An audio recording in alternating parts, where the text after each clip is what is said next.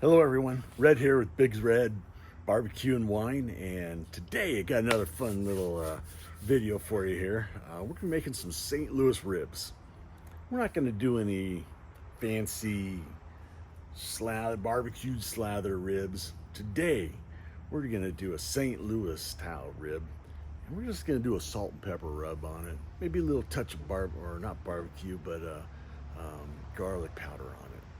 We're gonna smoke it up in our pit barrel cooker here, and then we're just gonna make us a delicious little what I call a rib dipping sauce. It's kind of a white cream based sauce that you dip unsauced ribs into, and man, it is fantastic. It's kind of a nice little fun game changer for the winter time when it's not the barbecue slathers type of deal, but it's fantastic, and I think you'll like it. So check it out.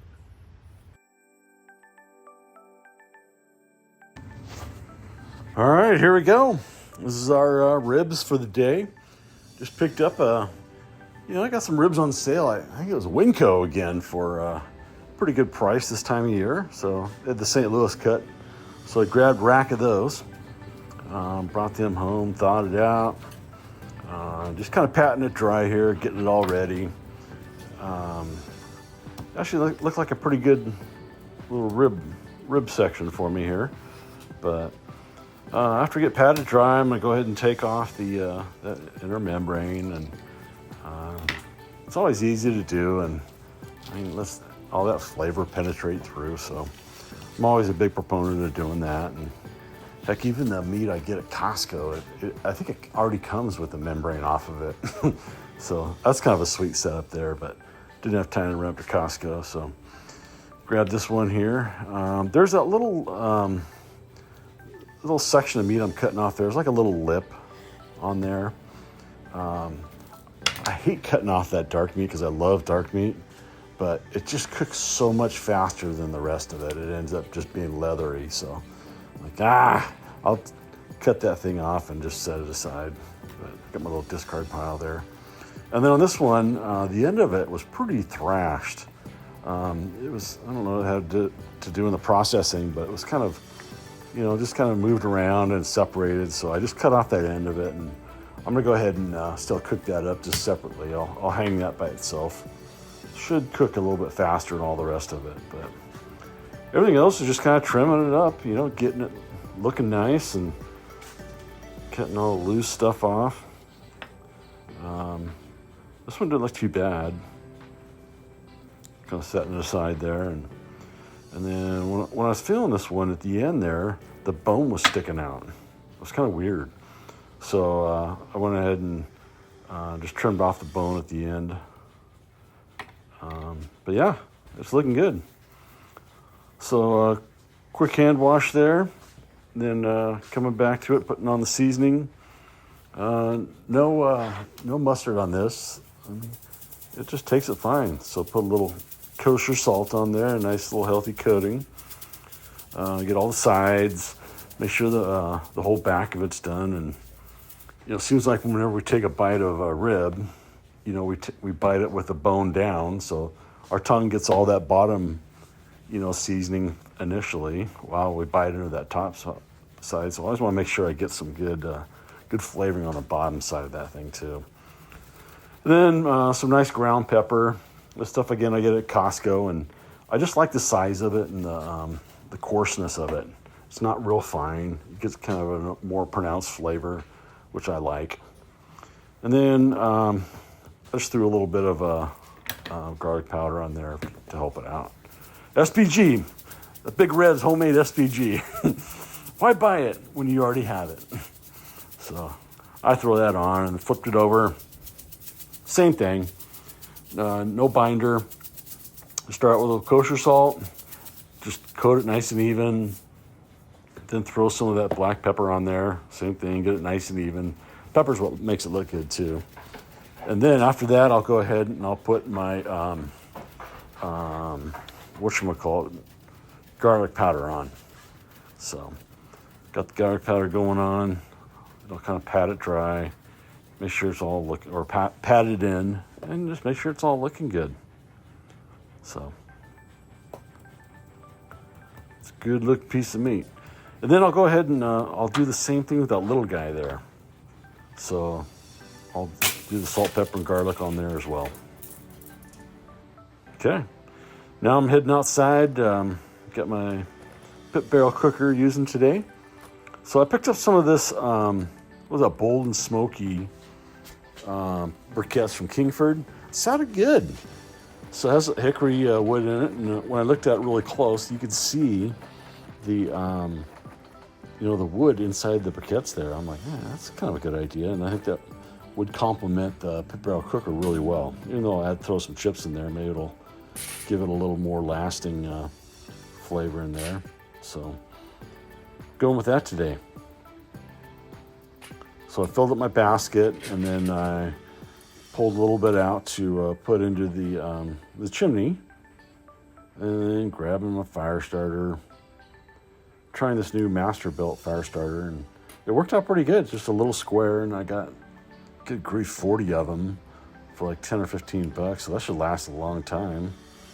And it was able to light this thing no problem. Look at that intensity of my dog.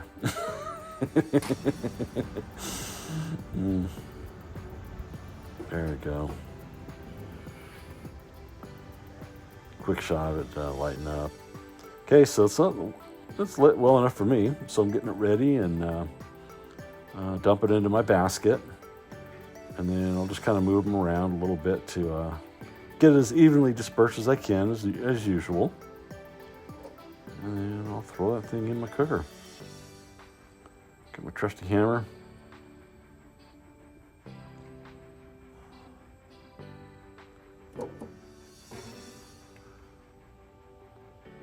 Nice, too easy.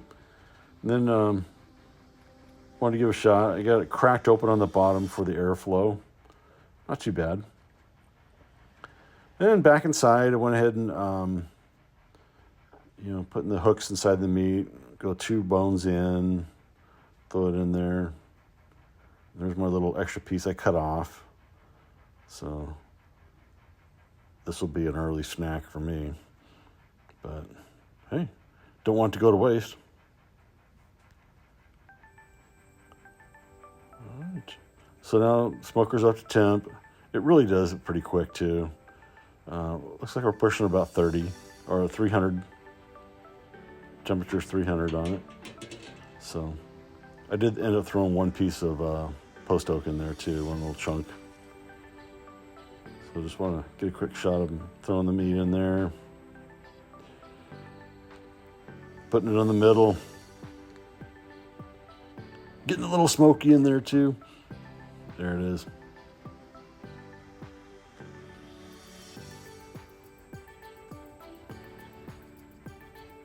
That's really all there is to this thing. It's pretty easy. Pretty nice too. It holds that temperature forever. Okay. Now back inside, I wanted to show you the rib dipping sauce. So kind of showing you how I make this. Got my mayonnaise here. Start with sour cream. I just want to add it in there real good, incorporate it. This really is a superior sauce. And when you let it meld together for a couple hours, it just, everything really comes together and it's fantastic. And then I throw my mayonnaise in there. Got that nice mayonnaise at Costco too, and it's a Japanese mayonnaise, and it's a game changer for me. So adding that in.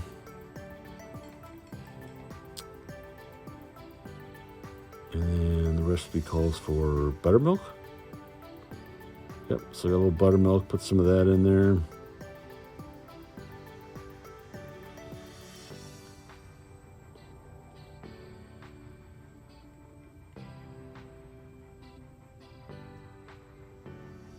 Go.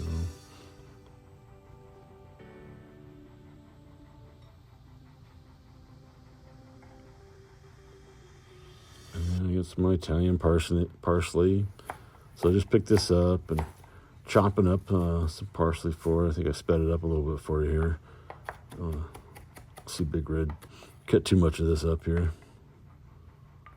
So here I'm just measuring it out. I think it was like 1/4 cup or 1/2 cup, whatever it was.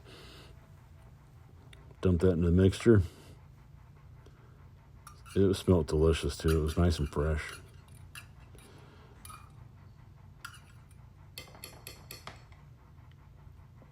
There we go.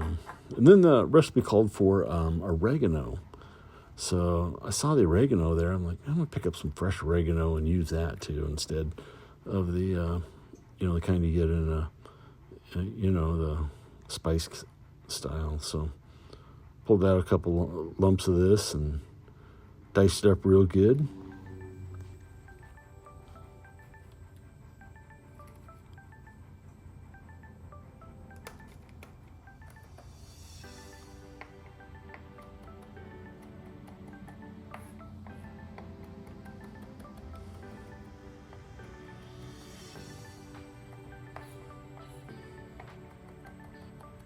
Those backyard knife skills come in handy.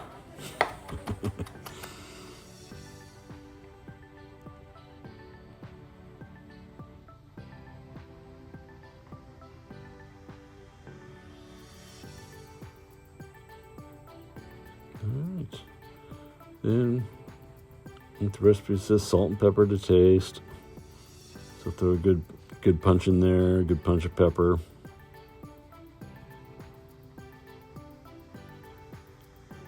And some dill.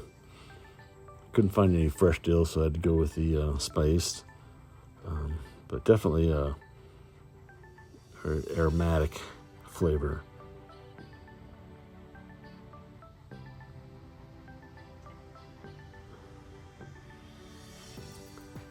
And gave it a good stir.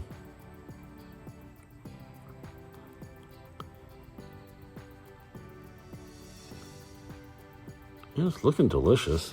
You get it all together, and like I said, you really have to let it meld together. I did a taste, and I'm like, man, it seems like it's okay. But I threw in a little more salt and pepper. But once I let that meld together for a couple hours, it was a total game changer. It really was. It was so delicious. So delicious. There you go. So then I'll go ahead and grab some plastic wrap. I'll throw it on top, and I'll throw it in the outside fridge until we're ready. Here's a quick shot of the recipe from my cookbook. And then I wanted to show you this too. This is kind of not a secret, but just kind of something I've been doing for years. It's my olive oil and garlic basting that I use. So if I'm ever grilling or even chicken, just on like you're grilling up some chicken and you're using a fairly good heat, I always kind of prepare this garlic and olive oil and have it ready to baste onto the meat if it gets really hot. So this is kind of one of my secrets that I've used throughout the years. I'll give it a good stir. I just throw in some garlic, chop it up real good, and then some olive oil, and then I'll let that sit on the counter for a couple hours. So that way when it's ready, I'll just slather it on, and it keeps that meat nice and moist, even if it got a little dark, and keeps it soft and delicious. So I think we're a couple hours into it here. I wanted to kind of show you what we're looking like. It was raining bad that day too, but that's all right. So I was going to set it on there and put the olive oil on it, but I figured it would drip down and flare up, and it would kind of be a mess. So threw the pan underneath. You can see all the seasoning is set. It's taken on a beautiful color. Yeah, just my little trick, my olive oil and garlic.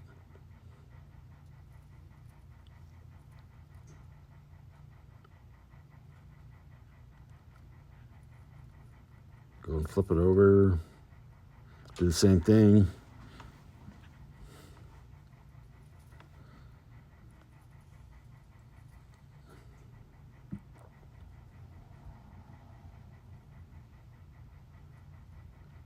You can see the pit barrel's kind of heating up a little bit with that door open.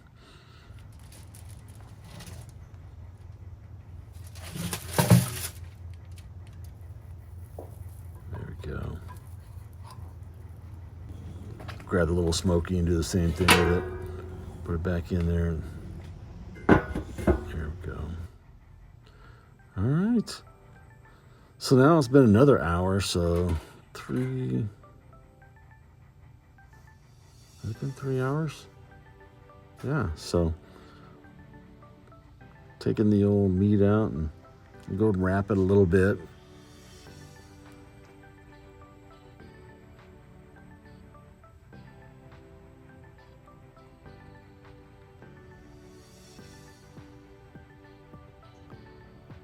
Wow, looking fantastic.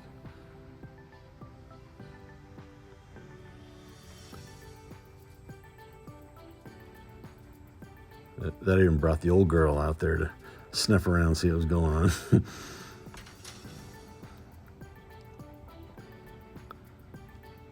So I was pouring in a little bit of beef broth. I had some couple pads of butter I put underneath there. Just wrapping it up. I'll go ahead and throw my screen on, throw that on, and we'll put it in there for another 45 minutes, an hour, or something like that, just to keep it cooking, soften it up even more.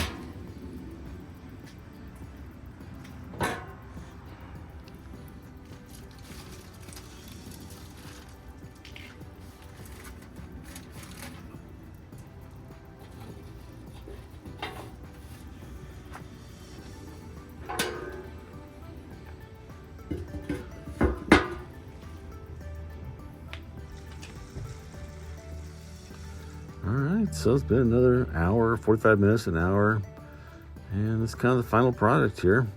Brought it inside, and you can see when the bones sticking out like that, you know, it's done to perfection, and just letting everything kind of incorporate back into the meat now. Set my old tray aside, and now it's just kind of time to put everything together. So I went outside, grabbed my rib dipping sauce. Been melding together for 3 or 4 hours. And incredible. I can't talk enough of that rib dipping sauce. So, trying to get a little presentation together here. There we go. Got my knife, my electric knife out. It always seems to cut them so clean, and I can do it with the bone side down too.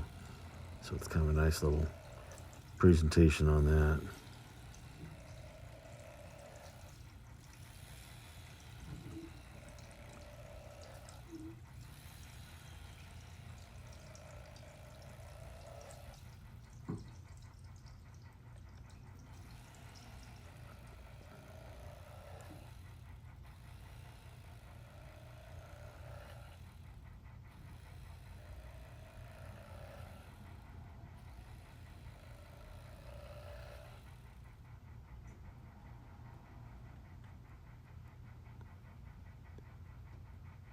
And let's see how it looks. How about that? Wow. Look at that smoke ring. Juicy, delicious. It's drying at the top where it brought it out. Super, super happy with that and the way it came out. Like I said, no barbecue sauce, just salt, pepper, and garlic. Yeah, salt, pepper, garlic, and smoke. Smoke from the pit barrel cooker. So I got my little tile here and throw a couple pieces on there for you. Get a little presentation together, and just a real fun recipe to make. You know what I mean? You can do this while you're watching the football games or watching the ball games on the weekend, and just enjoying it. You know, enjoying the cooker or your smoker, and I mean, that's what we're doing, you know. It's just having fun out in the backyard, experimenting with different foods, and finding out which is really good, and you know, which sometimes we succeed, sometimes things aren't as good as we think they are. But in this case, this was a knockout. Put a little more parsley flakes on top. That's the final product right there.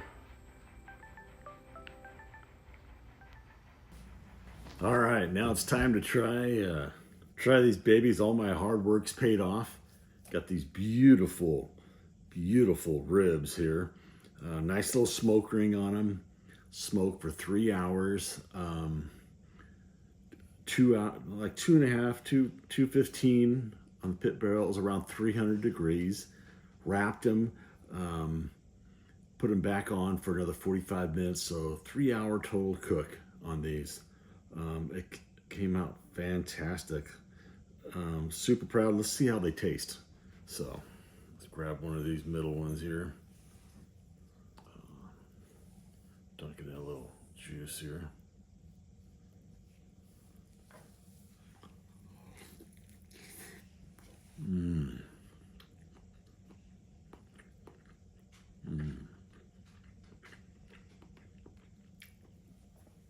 Super moist, super tasty.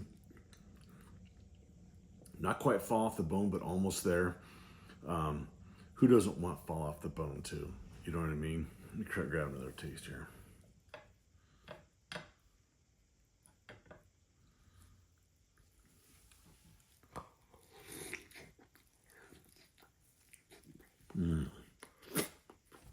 Okay. Falls off the rib, no problem for me. There's something delicious and simple about just salt, pepper, a little garlic. Cook them up, you get a wonderful smoke flavor. You get the wonderful seasoning coming through on your meat. And with that rib dipping sauce, it didn't get too much better than that. This is a great alternative to your normal ribs. It provides a nice, creamy, you can feel it, you can taste the dill and the parsley coming through, and a nice creamy dipping sauce for your ribs.